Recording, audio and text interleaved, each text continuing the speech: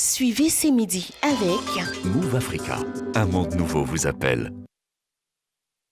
Aquabao Cannes 2023.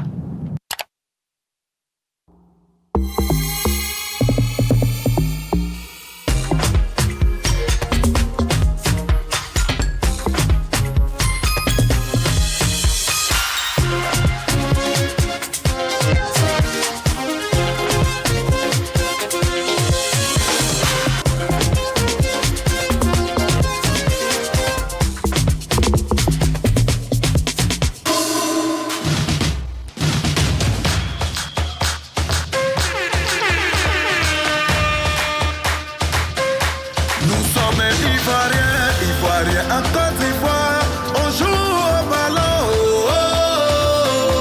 Nous sommes Africains en Côte d'Ivoire, on mouille le maillot. Yo, yo, yo, yo. Tout le monde chantons.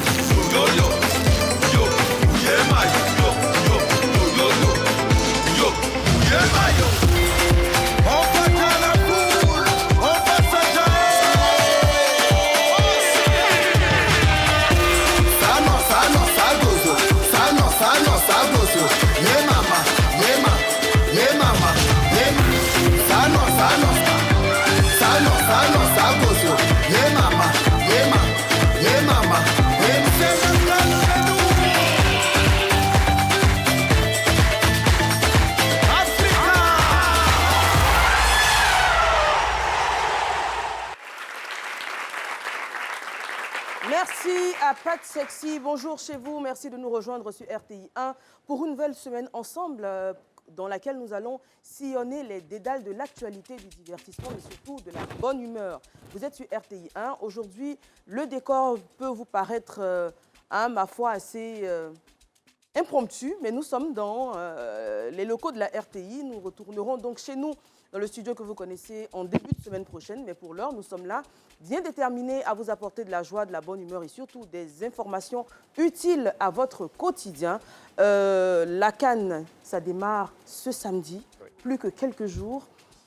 Tous les plats ont été bien alignés, on dira, les petits plats ont été mis dans les grands. On a reçu vendredi dernier le COCAN qui nous assurait que tout avait été fait pour la réussite de l'événement. D'ailleurs, les premières délégations étrangères sont déjà arrivées en Côte d'Ivoire et ont commencé à s'entraîner sur les terrains mis à leur disposition. Bonjour à tous, bonjour.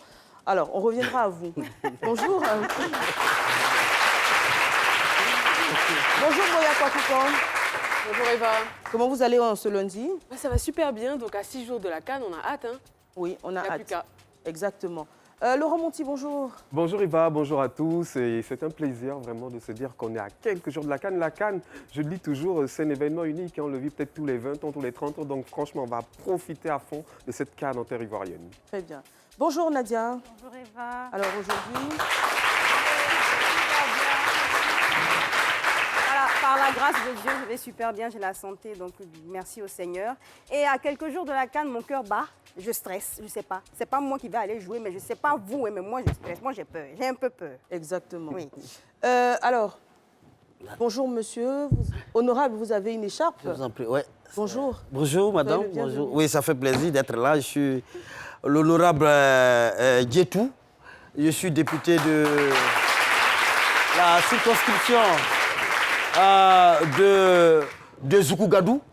Alors, c'est en banlieue BT. Et donc, je suis là quand même. Je voudrais encore saluer le président de la République. Et à Mais mon vous nom... n'étiez pas à la cérémonie? Si, je viens de la cérémonie. Ah d'accord. Quand vous avez vu, juste derrière le président, il y avait un honorable avec du pain. C'était moi, juste derrière lui. Alors, nous sommes très heureux d'être là. Conviés à votre émission, parce qu'on a une collègue qui arrive, donc on m'a mandaté d'être là. Et d'ailleurs, même on m'appelle député sueur parce que je suis chaque fois avec le peuple. Et puis nous travaillons pour... beaucoup. Je transpire beaucoup, voilà. Voilà. Alors, vous avez évoqué une de vos collègues, et pas n'importe laquelle. Une illustre représentante de la nation française et sur le plateau de ce midi aujourd'hui, avec beaucoup de joie et beaucoup d'honneur et de fierté, nous allons la recevoir. Elle est la figure de proue de la lutte des femmes de chambre de l'Ibis Clichy-Batignolles. Notre invitée spéciale du jour est députée de la 7e circonscription du Val-de-Marne en Île-de-France. Elle est ivoiro-française ou franco-ivoirienne. Elle aujourd'hui siège au Palais Bourbon où elle défend ardemment les intérêts des travailleuses et travailleurs dits invisibles. Personnalité politique française au parcours édifiant, son cœur bat pourtant toujours pour la Côte d'Ivoire, le pays qui l'a vu naître et qui aujourd'hui est très fier de l'accueillir sur le plateau de ce midi. Madame, Monsieur, avec les ovations que mérite son parcours, ma foi si inspirant, on accueille l'honorable Rachel Kéké.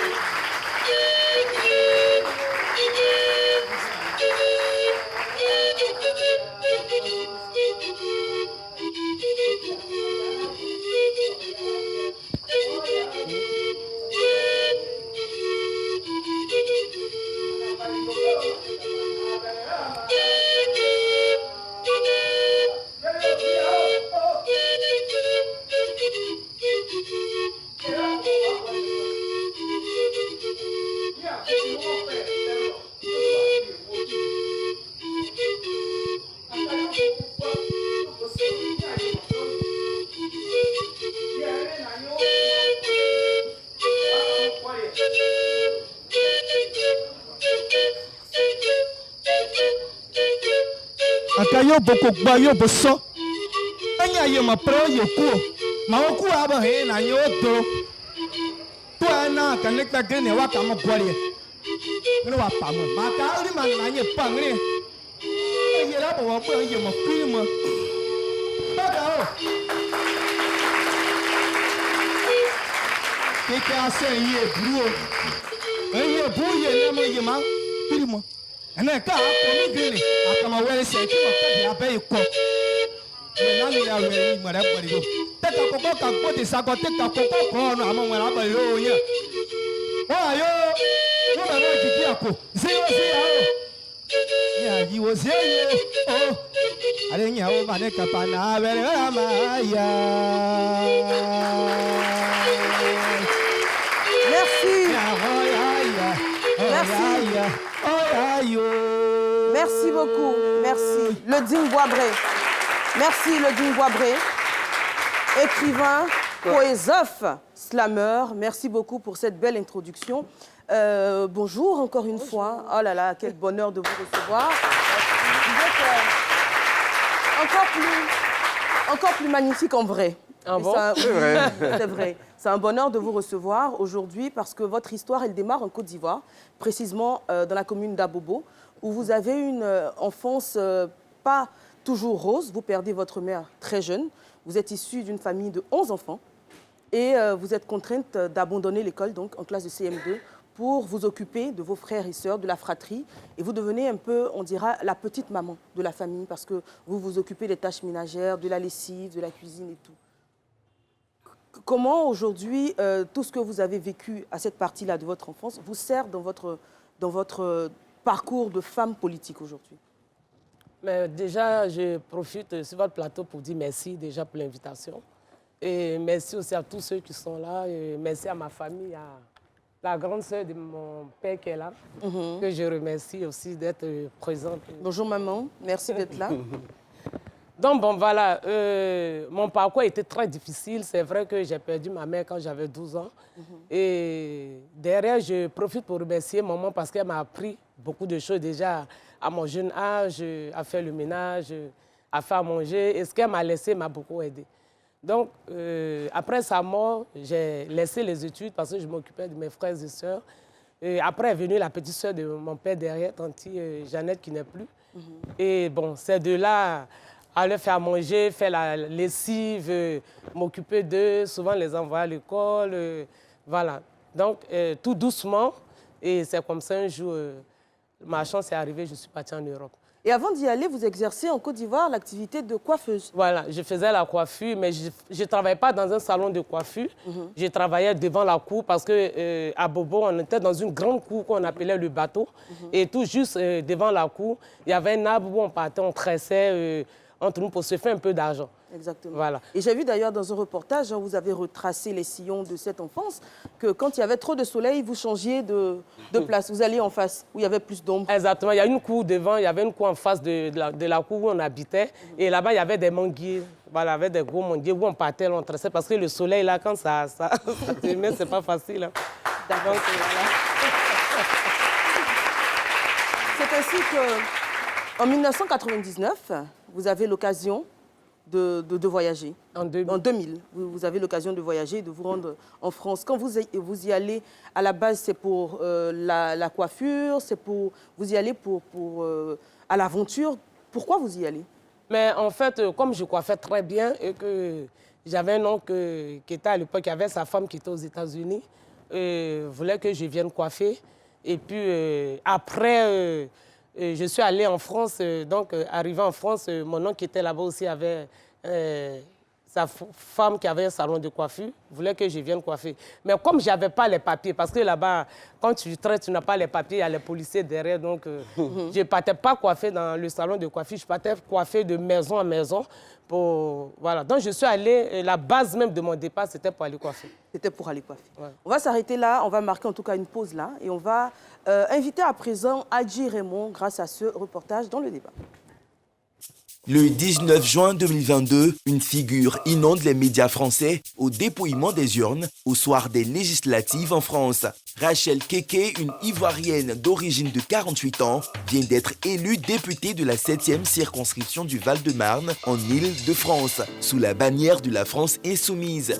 La France l'a découverte en juillet 2019 lors de la grève des femmes de chambre de l'hôtel Ibis Batignolles, dont elle est l'égérie qui aboutit finalement à une revalorisation des salaires et des qualifications des grévistes. En Côte d'Ivoire, l'élection de cette autodidacte arrivée en France au début des années 2000 est largement commentée. Au centre des interrogations, les qualités et l'abnégation dont a fait preuve cette ancienne femme de chambre pour décrocher un siège au Palais Bourbon. Ce lundi, Eva Amani et ses chroniqueurs mettent en valeur cette personnalité politique française au parcours édifiant dont le cœur bat toujours pour la Côte d'Ivoire.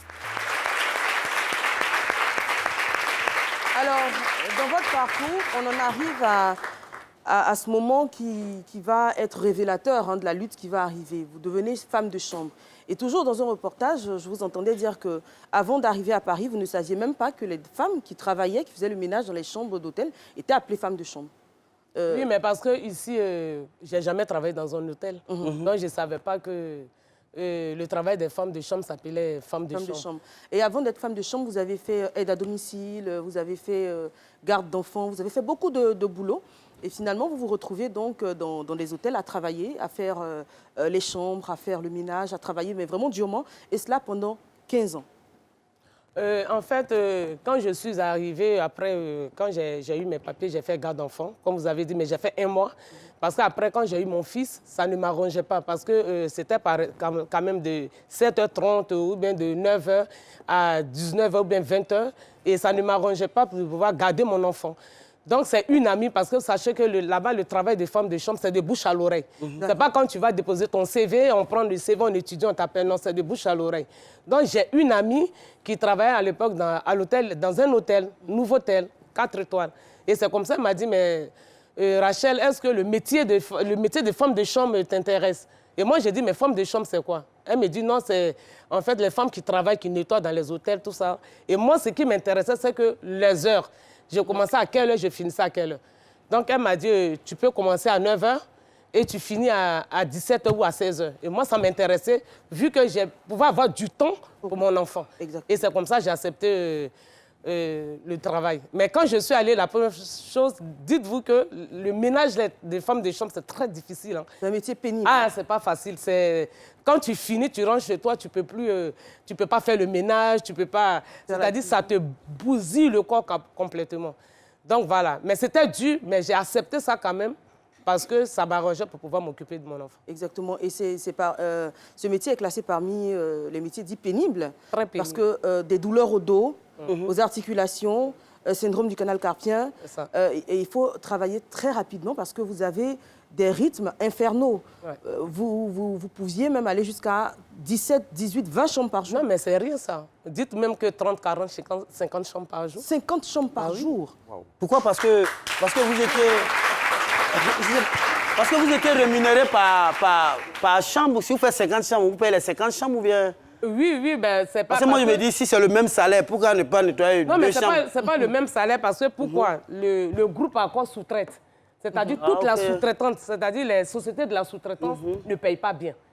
Ne payent pas bien. Quand même, quand tu travailles directement pour l'hôtel, là, tu es plus payé. Mais quand tu travailles pour une sous-traitance, pour avoir leurs bénéfices, c'est comme ça. Donc, il faut faire plus de chambres pour qu'ils gagnent. Ils ne payent pas par eux, ils payent à la chambre. D'accord. Voilà, ils payent à la chambre, ils ne payent pas par... Et à des moments, vous vous retrouviez à avoir un quart d'heure, 17 minutes pour faire une chambre. Bon, ça dépend des clients. Il y a des clients qui sont vraiment bordéliques, hein, parce que quand ils viennent dans une chambre, par exemple, imaginez-vous un peu quand ils viennent en famille. Il y a les enfants qui mangent hamburgers, les frites, les enfants qui laissent les couches, il y a plein de choses, des pots de yaourt. Ils viennent avec caniche même, tout ça là. Même des canards. Même des canards. Ah oui. Nous, on mange ça ici. À l'hôtel, il y a tout. Hein. Dites-vous.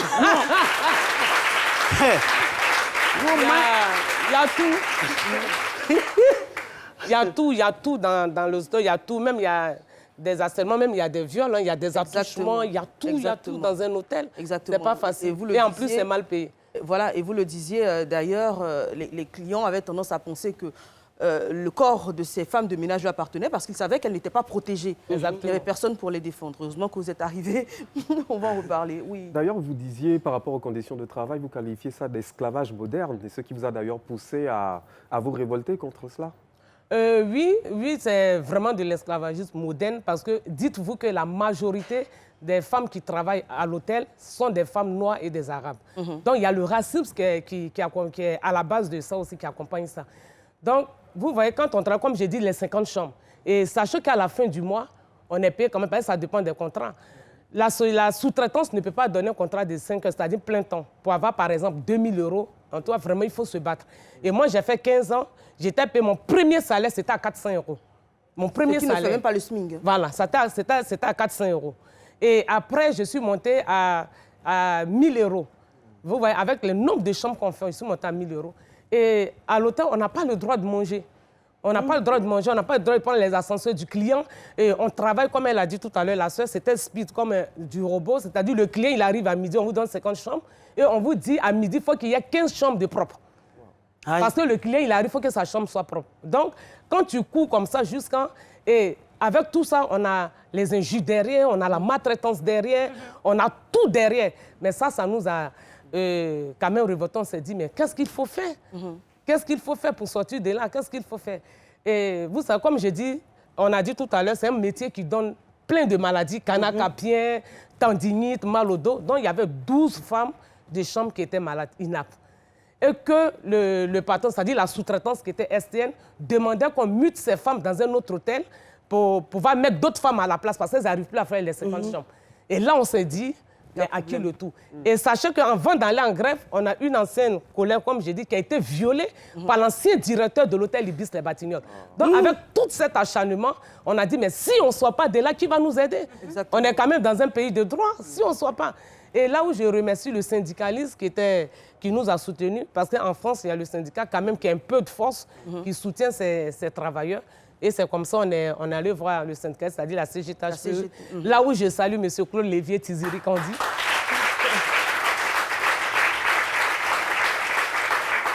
Qui ont été là en ce moment pour vraiment nous soutenir dans ces moments difficiles. Mais il y avait que nous aussi, notre détermination. On avait dit, arrivé un moment, stop. Oui, pour parler de détermination, justement, c'est le mot, hein, parce que vous faites 2 ans de grève, le piquet de grève tous les jours devant les locaux donc, de l'hôtel. C'est-à-dire que le matin, vous vous levez, comme si vous alliez au travail, vous apprêtez et vous venez devant l'hôtel à faire du bruit, à manifester avec des pancartes. Et au départ, ce n'est pas facile parce que vous vous dites que, vu l'ampleur des choses, c'est une situation qui va se dénouer rapidement. Mais derrière, il y a un gros enjeu parce que si les revendications sont acceptées tout de suite, c'est carrément toute la corporation qui bascule. Donc, vous vous retrouvez en face d'une force qui ne lâche pas non plus. Mais en fait, on n'a pas fait 2 ans, on a fait 22 mois. 22 mois. Oui, donc, on a fait 22 mois de grève avec toute cette fatigue parce que leur système, c'est quoi? On va voir jusqu'à où est-ce qu'ils vont arriver. Est-ce qu'il faut mettre assez de temps pour voir est-ce qu'elles vont continuer, ce combat ou bien vont lâcher? Mais c'était mal nous connaître parce qu'on était tellement déterminés.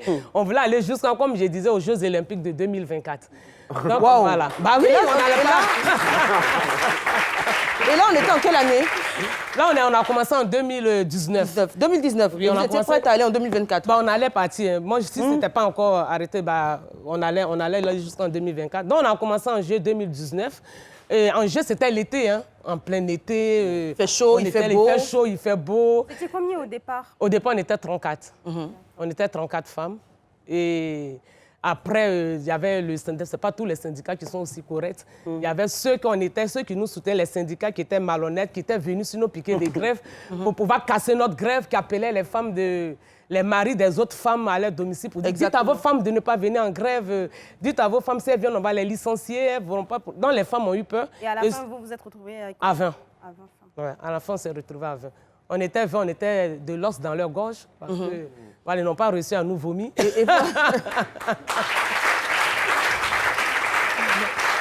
pendant ces 22 mois-là, ces 22 mois de grève, vous êtes payés? Ces 22 mois de grève, on était payés par le syndicat. D'accord. Voilà, c'est pour ça que je les remercie beaucoup de leur force dans cette grève-là pour nous soutenir. Parce que qu'est-ce qu'elle faisait? Le syndicat, il faisait quoi? Ils ouvraient un point commun en ligne sur les réseaux sociaux où ils appelaient aux dons, où ils parlaient de nos grèves, tout. Et on avait la chance, pendant les réformes de retraite, où le peuple français était dans la rue, nous, on partait avec les caisses de grève. On partait avec les caisses de grève, on avait nos stands comme ça, et où on disait, ça fait 11 mois que nous sommes en grève, aidez-nous. Et là, on a fini cette grève à 289 000 €. 289 000 €. Alors justement, la grève s'achève, vous avez gain de cause, on dira, parce que 99% pratiquement de vos revendications sont acceptées, sauf l'internalisation que vous demandiez, que vous n'avez pas obtenue.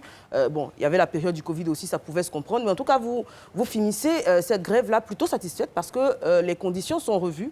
Et suite à ça, vous faites votre entrée dans le monde politique, dans le parti La France Insoumise. Ouais. qui vous mène aujourd'hui à l'Assemblée nationale, où vous continuez de vous battre, notamment pour ces métiers-là dits invisibles. Et on va regarder une de vos interventions d'ailleurs au Palais Bourbon. J'aimerais partager avec vous des témoignages de travailleuses en souffrance, en espérant que vous entendez comme moi je les attends. Sylvie, qui travaille comme femme de ménage, me dit: Rachel, j'ai 57 ans. Je ne sais même pas si je tiendrai jusqu'à 60 ans. Valérie, 55 ans, me dit, qui est caissière, me dit: mon corps est si fatigué. Je ne sais même pas comment tenir jusqu'à 62 ans. 64 ans, c'est impossible. Nadia, qui est aide-soignante, me dit: je dois aider les gens, mais avec 2 années de plus, qui va m'aider? Je l'ai dit ici, haut et fort. Vous ne comprenez pas, vous qui êtes pour la réforme de retraite à 64 ans, vous ne comprenez pas la durée de vie des gens. Vous ne comprenez pas à quel point il y a des métiers difficiles. Vous ne comprenez pas ceux qui disent avoir mal au dos au réveil. Vous ne comprenez pas parce que vous prenez pour ceux qui prennent des médicaments pour pouvoir tenir au travail. Vous ne comprenez pas parce que vous ne le vivez pas. Force, admiration, courage. Je suis, excusez-moi avec votre permission, avec cette intervention-là, c'est quel charisme, je veux dire. Ça, c'est avec des témoignages à l'appui, avec les témoignages de Nadia et autres, des noms de ce qu'elles ont dit. Vous êtes plus proche du peuple, comme moi je le fais. Je comprends pourquoi votre Rachel, il n'y a pas 2 LE. Parce que c'est vraiment... Ouais. Chapeau, juste vous féliciter. Merci. Voilà, vous me ressemblez. On n'espère pas. Oui, absolument, ça force l'admiration. Absolument. De toute façon, je pense que quand on a des élus qui sont très proches du peuple et qui viennent du peuple justement et qui ont vécu des choses qui font écho réellement à ce que vivent les personnes, ça donne autre chose, on va dire, que des personnes peut-être avec des profils plus technocratiques. De toute façon, on verra ça dans le débat un peu. Oui. Moi, j'ai une question. En fait, est-ce que, en tant que femme noire, députée française noire à l'Assemblée nationale au Palais Bourbon, est-ce que c'est facile? Est-ce que vous n'avez pas eu des remarques, on va dire, racistes ou déplacées de la part de vos collègues députés? Moi, je pense que c'est vrai qu'en tant que femme noire, ce n'est pas facile. Parce qu'au jour d'aujourd'hui, comme je dis, le racisme, ça monte fort en France. Mais ils n'ont pas le choix, c'est le destin. Voilà, c'est le destin. Et quand il y a le destin, on n'y peut rien. C'est vrai, envers mes collègues députés, franchement, ça va. Ils font attention. Je n'ai pas encore eu de racisme comme ça. Tout se passe très bien au Palais Bourbon. Il n'y a pas de problème. Que ce soit les différents bords politiques? Non, non, ça va. Ça va, oui, ça va. Moi, j'aimerais savoir, plus en tant que femme, est-ce que le métier que vous exercez aujourd'hui affecte-t-il votre vie de famille? Ma vie de famille, je peux dire un peu oui, parce que j'ai plus le temps, assez de temps pour mes enfants. Parce que le travail, je ne pensais pas, parce que souvent j'entendais parler avant d'être élu que les députés, ils ne font rien, ils vont, ils dorment à l'Assemblée. Voilà. Ils vont, ils dorment à l'Assemblée. C'est le député à côté de vous qui fait. Moi, j'ai 10 hectares de DVA, donc puis j'ai des plantations. Mais franchement, c'est beaucoup difficile. C'est épuisant? Voilà, c'est épuisant. Et avant qu'on avait commencé, où j'ai été élu, on finissait souvent à 4 h du matin. La session parlementaire. Du matin, voilà. Mais là, maintenant, on finit à minuit. Mais le temps de rentrer aussi, de se coucher. Et après, il faut se lever. On a la commission des affaires sociales où je suis. Ça peut commencer à 9 h, 9 h 30. Donc, vraiment, c'est vraiment épuisant. Mais j'ai la chance que mes enfants sont grands parce que la dernière, elle a 15 ans. Voilà. Quand même, mais celui qui est un peu bébé, c'est celui de 17 ans. Voilà, que d'ailleurs, j'embrasse très fort. Parce que, à côté de vos activités parlementaires à l'Assemblée, vous êtes également énormément sur le terrain. On vous voit souvent dans des marches, dans des meetings, dans des manifestations de revendications. Vous tenez toujours à battre le pavé, comme on dit. Oui, moi, ce que je vais dire un peu, c'est qu'après mon intervention sur la réforme de retraite, où j'ai parlé que vous ne comprenez pas la vie dure des gens, et le lendemain, on était à une manifestation, parce que c'était la réforme de retraite à 64 ans, on était contre. Et là, j'ai vu des Français, tout le monde, des gens qui pleuraient pour dire vraiment, on sait que l'Assemblée nationale ressemble à quelque chose. C'est-à-dire l'Assemblée nationale aujourd'hui ressemble à l'époque où les gens parlaient avec fermeté. Et vraiment, vous nous faites vraiment plaisir et votre place, c'est là. Très bien. Merci beaucoup. On va faire une petite page de publicité. On se retrouve juste après. Je suis Cheikh Cissé, champion olympique, champion du monde en taekwondo. Comme moi, utilise l'appli Move Money pour toutes tes transactions.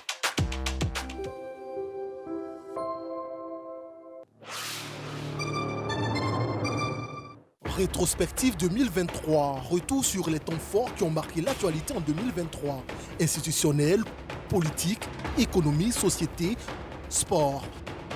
Oui, le groupe RTI est prêt, donc les équipes sont en pleine répétition et les équipes vont se déployer sur toute l'étendue du territoire, pas que dans les 5 villes concernées par la compétition, en dehors donc des 5 villes qui vont voir évoluer les équipes.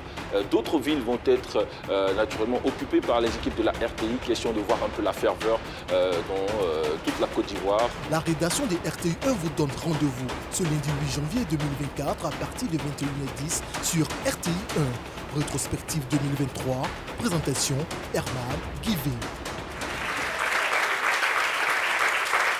Retour sur le plateau de ce midi. Merci d'être avec nous. Nous sommes en compagnie de l'honorable Rachel Keke, donc députée de la 7e circonscription du Val-de-Marne en Île-de-France, avec beaucoup de plaisir, beaucoup d'attention. Nous écoutons son parcours qui est, ma foi, si inspirant. Parce que vous le dites, vous l'avez dit à plusieurs reprises, vous n'auriez jamais imaginé, quand vous partiez d'Abobo pour Paris pour coiffer, jamais vous n'auriez imaginé être aujourd'hui une représentante de la nation française.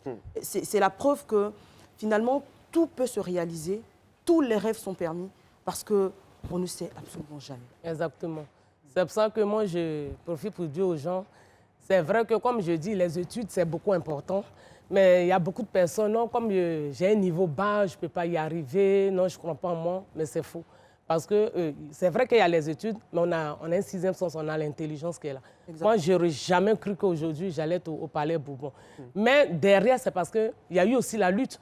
Parce que si je n'avais pas lutté, puisque j'étais la porte-parole, si je n'avais pas lutté, je ne m'étais pas donné, la France insoumise n'allait pas me détecter.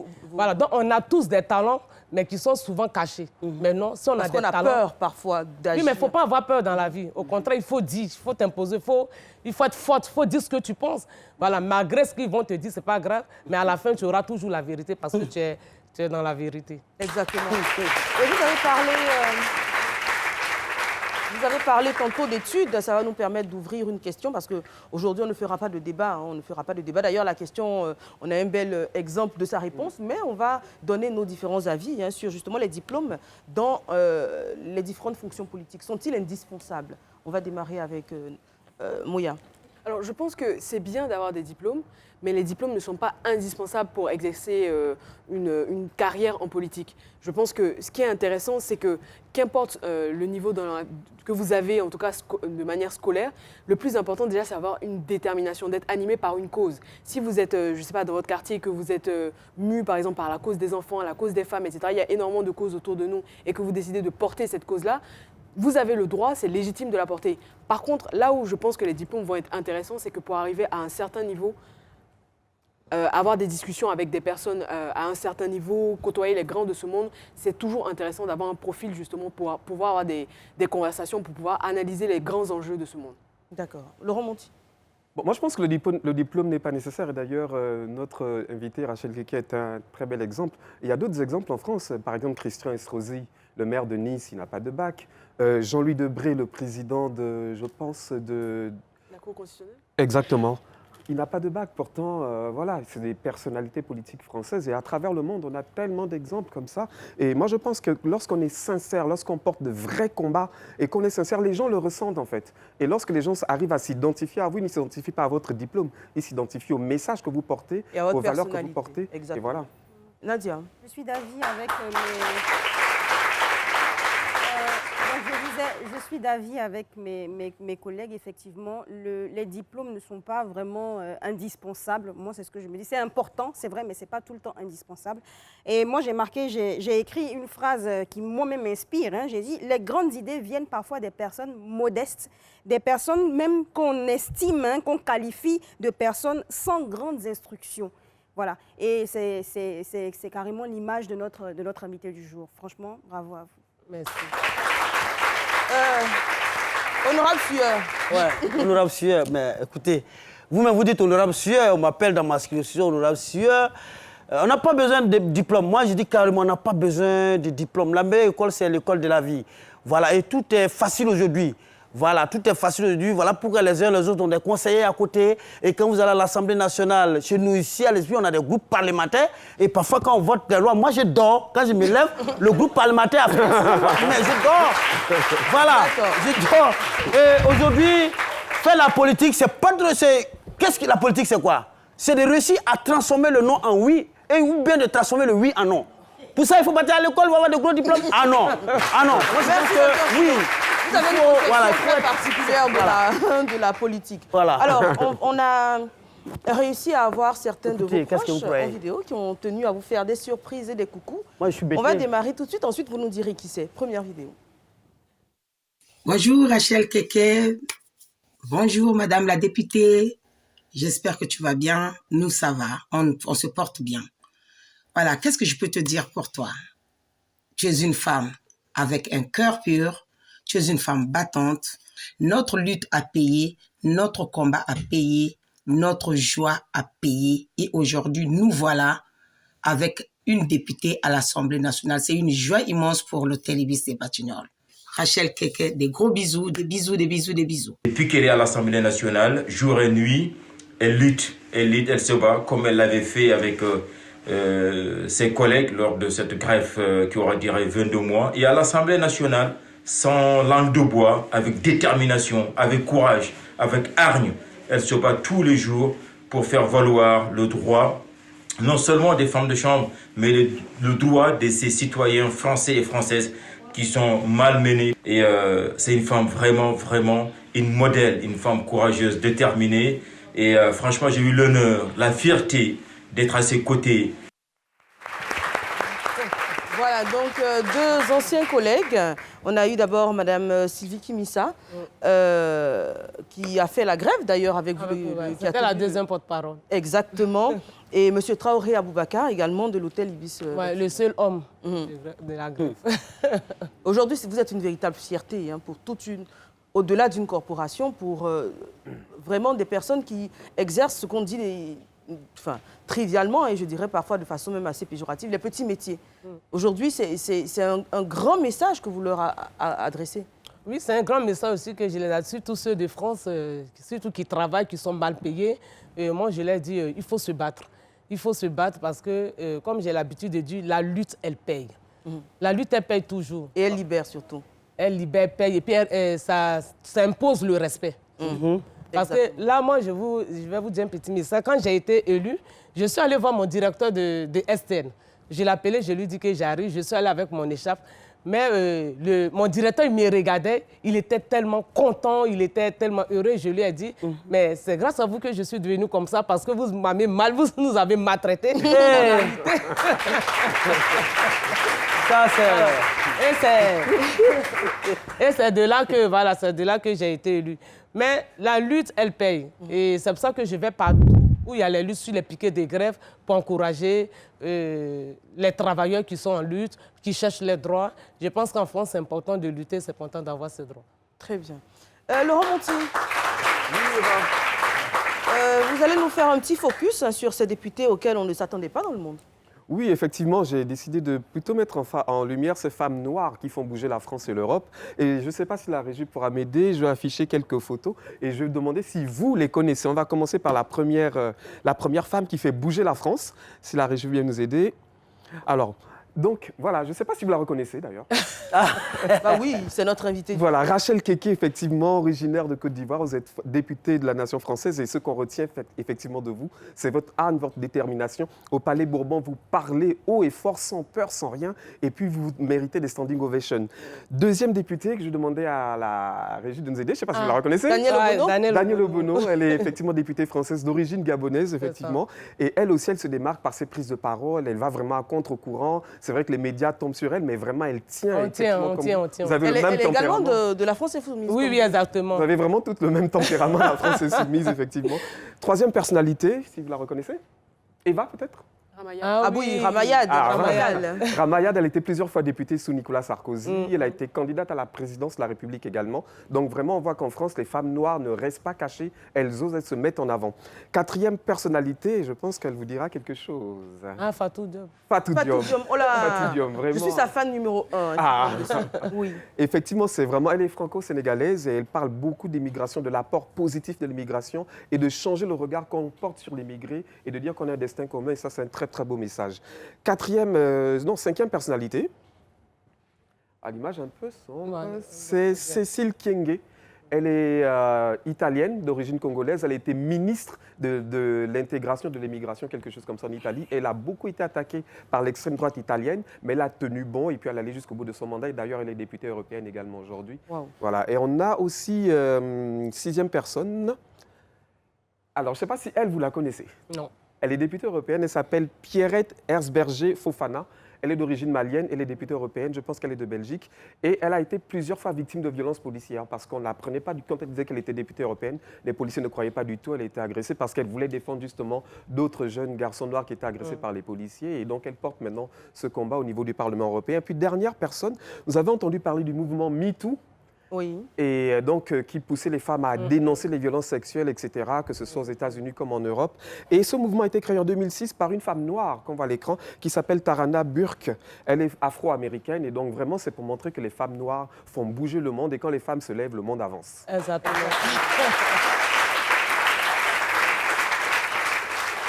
Alors, honorable Rachel Keke, aujourd'hui, on l'a dit, députée de la nation française dans l'hémicycle en France. La suite de la carrière, la suite du parcours, est-ce que vous y pensez déjà? Est-ce que vous avez commencé déjà à faire les premiers pas de ce qui pourrait être une grande carrière politique Pour l'instant, je n'ai pas encore pensé. De toutes les façons, dans ma carrière politique, je fais le tour des quartiers populaires en France. Parce que, comme on a dit, il y avait un jeune Naïe qui a été tué en France. Donc, j'essaie de faire tous les tours des quartiers populaires pour pouvoir parler avec les jeunes, parler avec les familles. Parce que quand ce jeune enfant était tué, le gouvernement avait accusé les parents pour dire que les parents n'étaient pas à leur place, et ils ne donnaient pas l'éducation à leurs enfants. Pourtant, sachez que, comme j'ai dit, la majorité de ces parents font le ménage. Se lèvent à 4 h du matin, ils vont au travail, faire 3-4 travails. Le temps d'arriver chez eux, il est 21 h ou bien souvent 22 h. Quel temps ils auront pour pouvoir éduquer les enfants? Donc, moi, c'est un peu ça mon parcours. Et puis, parler aussi, suivre aussi les mères isolées, les mamans, les femmes toutes seules qui vivent avec leurs enfants. Donc, après, je verrai. Après le reste. Alors, moi, j'aimerais vous poser une question concernant l'immigration, notamment l'immigration clandestine, qui aujourd'hui fait de la Méditerranée, on dira, le plus grand cimetière à ciel ouvert. En Côte d'Ivoire, c'est un phénomène qui perdure. En Afrique subsaharienne également. Quel est votre regard et quel message vous donneriez à tous ces jeunes qui, par des moyens, ma foi, très dangereux, entreprennent ce péril? Mais moi, je pense que déjà, au sein de mon parti, où je suis la France Insoumise, où M. Jean-Luc Mélenchon disait haut et fort d'arrêter les accords bidons, c'est-à-dire de laisser aussi les pays africains se développer. Parce que si ces jeunes partent, ils meurent, surtout la mer aujourd'hui est devenue un cimetière. Et c'est pas... Les jeunes qui fuient, qui disent que, par exemple, dans un pays, ça ne va pas, on n'a pas de travail, on n'a rien, c'est difficile pour nous, on ne s'en sort pas. Et c'est une réalité. C'est une réalité. Et ils se disent qu'on va aller en Europe, c'est en Europe qu'on peut tout avoir. Mais ils ne savent pas aussi qu'arriver en Europe, c'est aussi difficile. C'est aussi difficile parce que moi, aujourd'hui, comme je dis, quand j'ai été en Europe, quand la coiffure n'a pas marché, j'étais dans un squat. Le squat, c'est quoi? C'est des maisons abandonnées, tout ça que j'étais dedans. Et après, la police est venue me mettre dehors avec mes enfants. Et j'étais même sous la pluie. Et c'est comme ça que j'ai lutté encore. C'est-à-dire c'est encore un combat chose en Europe. Donc, quand tu combats la mer est tellement vaste et que tu vas aller dans un pays où tu dis que tu vas aller être bien, mais là-bas, c'est faux, tu ne peux pas aller être bien. Donc, moi, ce que nous, on dit au sein de la France Insoumise, il faut qu'on laisse ces pays se développer. Il faut qu'on laisse ces pays créer des emplois pour ces jeunes, pour pouvoir les protéger, pour ne pas aller mourir en mer. Exactement. Voilà. Et vous avez d'ailleurs, sur la question, le même discours que Fatou Diom qu'on a vu précédemment et j'aime bien. Alors, on va revenir en Côte d'Ivoire, d'ailleurs avec Alucène Sidibé qui vous propose « Comment ça va ?» À partir de 15 000 francs CFA, profite de la fibre Move Africa avec un débit allant jusqu'à 300 mégabits. J'aime Move Africa. Move Africa, un monde nouveau vous appelle. À Williamsville, il y a beaucoup d'insalubrité, voilà, la sécurité aussi. Voilà, si cela pouvait vraiment changer, ça allait vraiment me faire plaisir. Il faut dire les sous-quartiers de Williamsville, tels que le Makambakassi par exemple. Voilà, il y a des fois, on constate, on assiste souvent à des affrontements, des vols un peu tard dans la nuit. Voilà, donc c'est un peu à ce niveau-là qu'il faut, si l'État pouvait pencher à ça, ça allait vraiment me faire plaisir. Je veux une meilleure politique pour l'insertion des jeunes, parce qu'il y a beaucoup de jeunes qui sont encore au chômage. Une meilleure politique, un meilleur encadrement aussi, quand je parle d'encadrement, un meilleur accompagnement pour des formations post-diplôme. En 2024, j'aimerais que la commune de Yopougon soit vraiment propre et la voirie soit faite pour que les véhicules puissent mieux circuler. C'est mon souhait, parce qu'il n'y a pas de voie, c'est difficile. Je voudrais pour cette année 2024 que ma commune soit propre. Voilà, je rêve d'une commune vraiment très propre et aussi plus d'engagement au niveau des jeunes. Voilà, parce qu'au niveau de l'emploi, c'est vraiment difficile. Je suis de la commune d'Abobo. Donc ce que je souhaite à ma commune, plus de sécurité. Au niveau des routes, il faudrait que les choses se fassent correctement. Et puis, donc pour l'insalubrité, je pense qu'au fur et à mesure, il y a des choses, des initiatives qui sont prises. Et on espère que cette année 2024, ça sera la concrétisation. Au niveau de ma commune, je voulais comme cela que nos élus pensent un peu aux ordures ménagères. Nous sommes vraiment submergés par les ordures ménagères. Et quand c'est comme cela, vraiment, l'hygiène, la santé est en danger. Aussi, nous avons un souci d'avoirie. Parce qu'il faut savoir que nous avons assez de taxis au niveau de la commune. Mais malheureusement, ces taxis ne peuvent pas avoir accès, comment dirais-je, aux sous-quartiers dans lesquels la population habite. Et quand c'est comme ça, c'est un peu difficile. Je parle de la commune de Dabou. Voilà, merci à Alucène Sidibé qui s'est baladé, qui a sillonné les artères de la ville d'Abidjan et qui a posé des questions donc, aux témoins que vous avez entendus. Quel est votre rêve pour votre commune? On a eu de très belles réponses. On est pratiquement au terme de l'émission. Avant de vous laisser le dernier mot, je pense que toute la Côte d'Ivoire le sait. Le groupe RTI est en deuil, la Côte d'Ivoire est en deuil. Diallo Adama, le chroniqueur Anaconda de l'émission PPLK sur la 3, nous a quittés dans la nuit de vendredi à samedi. Je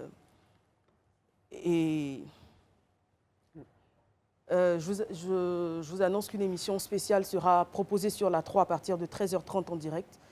Vous pourrez la regarder où il y aura des témoignages de personnes qui l'ont connue et aimée. On va regarder cette vidéo. On va demander à Eva si elle a des cousines. Elle-même, elle n'est pas mal. Elle n'est pas si mal, hein? Eh bien, Marie, hein, elle paye l'homme garçon qui a l'argent. Vous, à 40 ans, là, vous n'avez rien.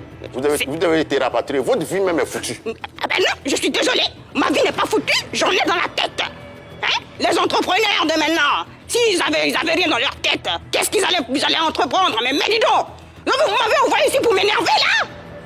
Vous vous prenez pour qui, là? C'est la vérité. Non, mais vous m'avez envoyé sur ce plateau pour m'humilier, moi, un philosophe d'État. Non, mais attends là-haut. Mais le chapeau là même, il a été éteint. Autant enlever même jeter, ça ne va pas. Non, mais le chapeau, il a été éteint comment? Et vous, vos lunettes là, non, attendez là. Venez m'enlever ces micros de merde et que je m'en aille. Eva, c'est pas un malade mental que tu as envoyé ici. Non, on va se calmer. Non, je ne peux pas me calmer, Eva. Hein? Monsieur Albert Patezo, on va se calmer. On va se calmer. Comme c'est vous. Voilà, pas de violence. Comme c'est vous, il n'y a pas de problème. D'accord, on reprend. Est-ce qu'il y a BT métis? Non. Voilà, c'était pour cette même émission ce midi. Albert Patezo qui nous rendait visite à la 3 et qui avait réalisé cet élément. On en profite encore une fois pour souhaiter et en tout cas adresser toutes nos condoléances à sa famille biologique et à toute la RTI, à tout le monde de la communication. Et je vous rappelle qu'à partir de 13h30 sur la 3, une émission en direct lui rendra un hommage bien mérité. Alors, nous sommes au terme de l'émission. Rachel Keke, merci beaucoup. Ça a été un plaisir, un honneur de vous avoir sur ce plateau. Je pense que ces jeunes filles que nous avons eues, qui sont de l'Institut de formation Sainte-Marie de Cocody, qu'on accueille, qu'on applaudit, pardon, et à qui on dit merci. Je pense que votre témoignage a été un véritable booster pour elles. Vous avez appris beaucoup de choses, les jeunes filles, et j'espère que vous allez mettre comment dire ça, en pratique, justement, tous les conseils qui vous ont été donnés. Dernier mot, Rachel Keke. Je pense que le 13, c'est l'ouverture de la CAN. Donc, exactement. Voilà, malheureusement, je ne serai pas là. Oula. Mais j'apporte tout mon soutien à l'équipe nationale. Et j'espère que cette Coupe d'Afrique restera ici. Voilà. Donc, oui, elle restera là. Okay. Elle ne bouge pas. Elle ne bouge pas. On la garde. Merci encore, Rachel Keke. Merci, Honorable. Oui, merci beaucoup. Sur le soutien financier, je suis là. Nadia Sabé, rendez-vous demain sur... Merci.